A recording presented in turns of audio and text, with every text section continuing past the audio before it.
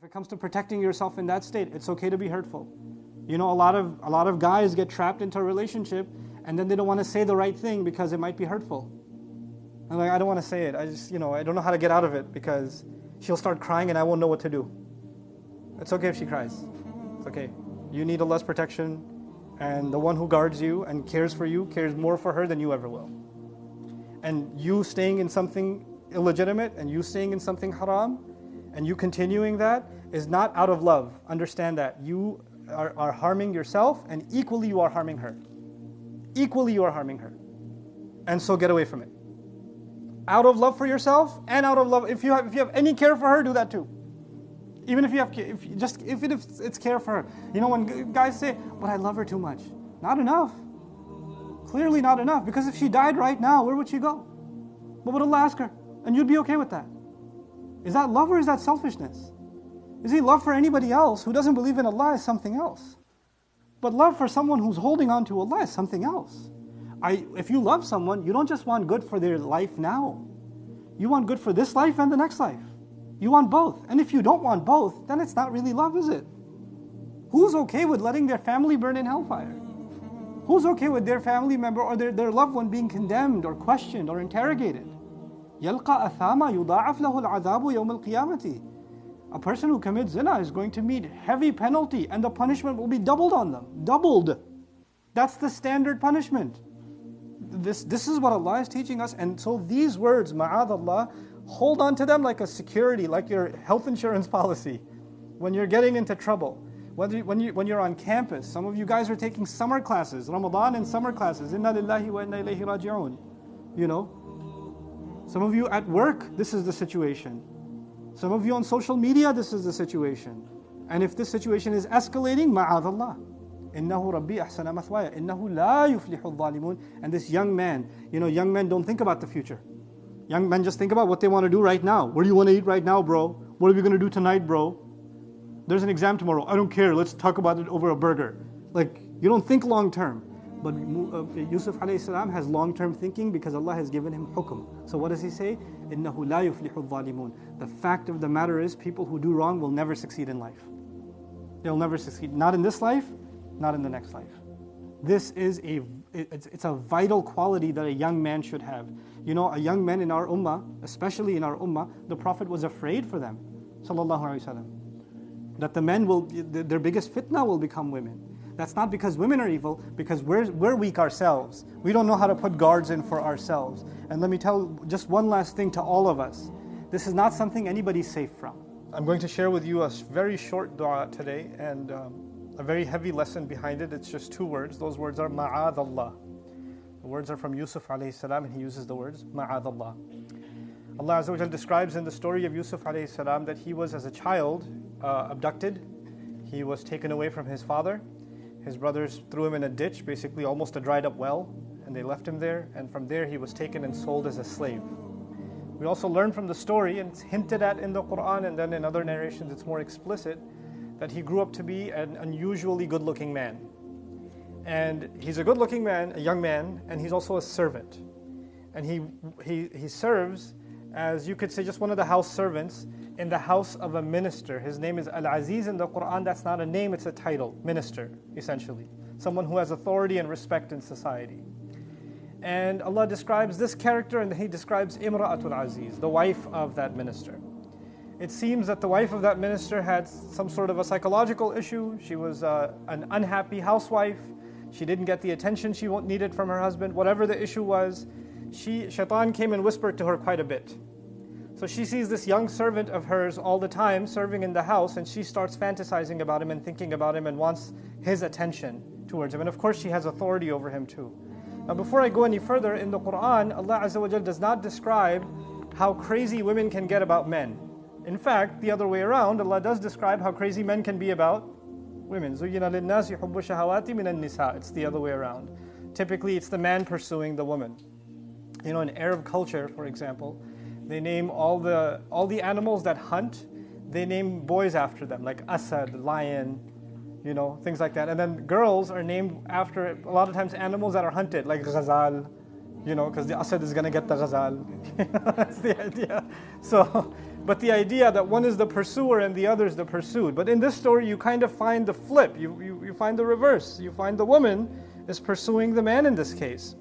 And typically what you find is women may be attracted to intelligence, they may be attracted to appearance, they may be more so attracted to status, intelligence, charisma, personality, etc., etc. This is a woman who's the wife of an elite. She's the wife of a minister, and she's now attracted to a servant. So there's clearly something unusual about his looks, and also something missing in her psychologically. This idea that, Allah Azza wa Jal, before He tells us this dua and what the incident that occurred, Allah tells us something unique about Yusuf alayhi salam. And before you think about Yusuf alayhi salam, you have to think about any young man at that state. So you're a young man, you don't have parents with you, because you've been separated from your parents. So he hasn't been raised under any parental supervision. Nobody teaches him religion. There's no Muslims around him.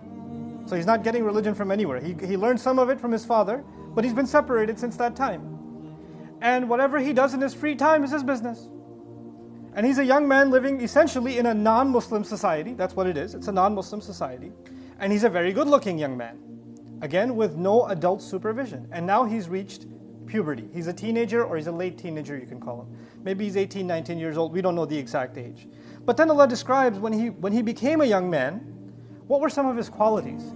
And Allah says, آتَيْنَاهُ حُكْمًا وَعِلْمًا وَكَذَلِكَ نَجْزِي الْمُحْسِنِينَ. There are three qualities that Allah Azza wa Jal describes of Yusuf alayhi salam, and through describing those qualities, He's actually teaching young men, especially young men, what three qualities they should be aspiring for.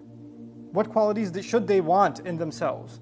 The first quality Allah describes is hukman, wisdom, the ability to make firm decisions, well thought out decisions, logical decisions, sensible decisions. That's hukman. And then He says ilman. And Allah also granted him knowledge. You could simply put wisdom and knowledge. So wisdom first, knowledge second. Usually you think of these two things in the opposite order. When a child is young, he doesn't have wisdom, but he can learn a lot of what? Knowledge. They can memorize quickly. They can go from one grade to the next grade to the next grade. Young people can memorize Quran much faster than older people, right? Their ability to acquire ilm is actually much better, but their ability to have hikmah or hukum is much weaker. Wisdom comes with older age, with experience, right? So those two things are usually in reverse order. And to give you a simple example that I often give, you can have a young man who's 18, 19 years old, very smart, gets an A in every class, gets 100 on the math test, on the biology test, on the chemistry test. And even though he's so intelligent and has a lot of ilm, that doesn't mean that when he gets a new car, he's not going to speed. Right? So he's intelligent, but doesn't have much wisdom. You understand? So in some things very smart, in some things not very smart at all. Right? So it's the age where knowledge is easy and wisdom is hard. About Yusuf alayhi salam, Allah actually says, Allah first granted him the power to make firm, wise, well thought out decisions. This is the age in which you do first, think about it later. This is the age where young men, even those of you that are now older and have gray hairs like myself, or even older, when you think of that age, when you're a teenager, the impulse comes, you just do. And then think about it later. And somebody tries to stop you, I don't care.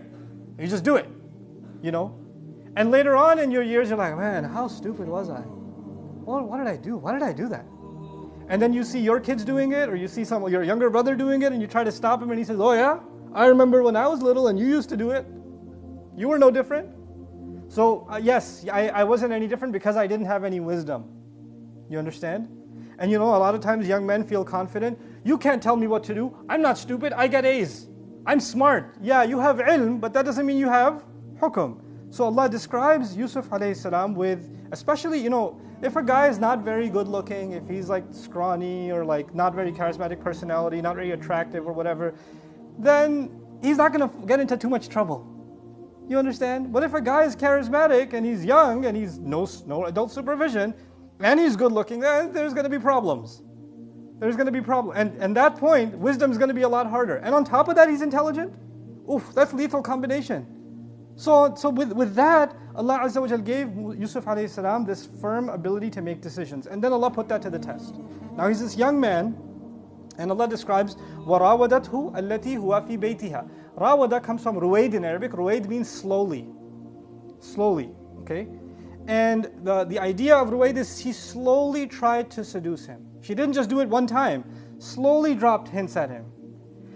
She dropped hints at him by, talking to him in a certain tone, laughing a little extra hard, just these small gestures that you don't think, oh, that didn't mean anything. But for a young man, if a woman gives him attention, and a beautiful woman gives him attention, and she's smiling, he's like, something happens inside. Oh my God, I'm going to marry her. That much attention. Because, that's the age where you just discovered your manhood.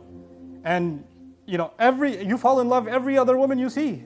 That's what happens to you. Oh my God, that's the one. Oh no, that's the one.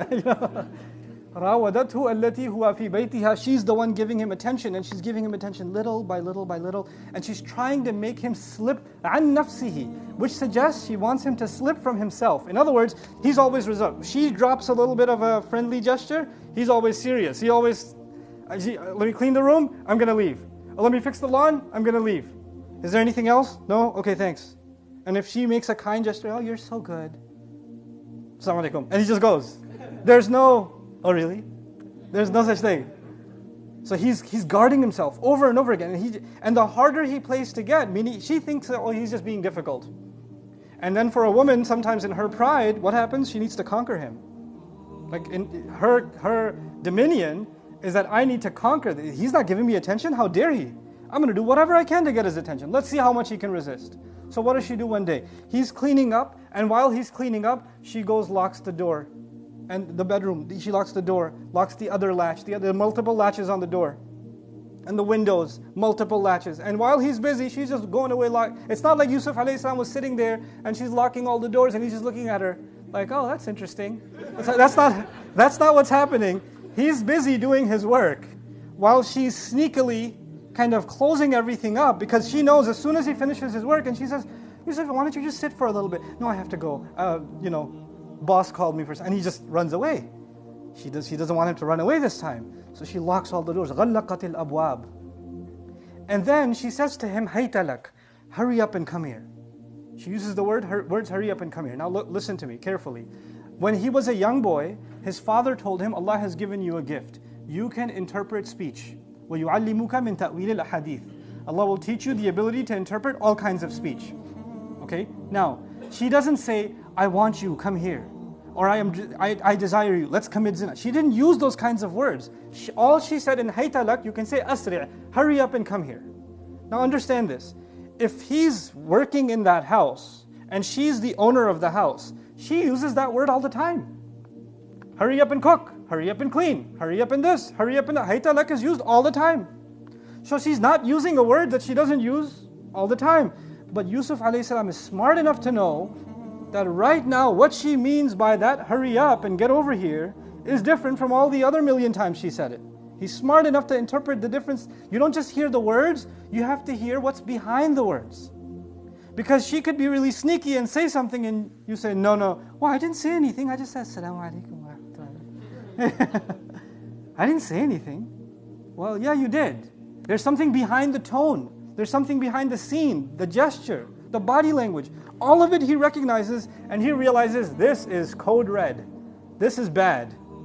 And he recognizes that immediately, and what does he do? قَالَ مَعَاذَ اللَّهِ. قَالَ مَعَاذَ اللَّهِ. He said the words that I taught you, this dua for today, مَعَاذَ اللَّهِ, which is translated, I seek the refuge from Allah. Now, in 3 days now, twice with Musa alayhi salam, and now today with Yusuf alayhi salam, we're coming back to the word a'udh, to seek refuge, to cling on to Allah.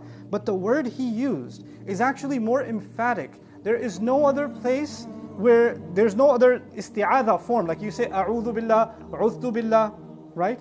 When you use those words, then that's the normal form of seeking Allah's protection. But in state of emergency, the most powerful way to say that is actually ma'adallah. First of all, because the ism is used. Second of all, because the fi'l is, and I'll get geeky with you for a little bit, because the verb is omitted. The fi'l is mahdhuf. It actually means a'udhu ma'adallah. It's tawqidan.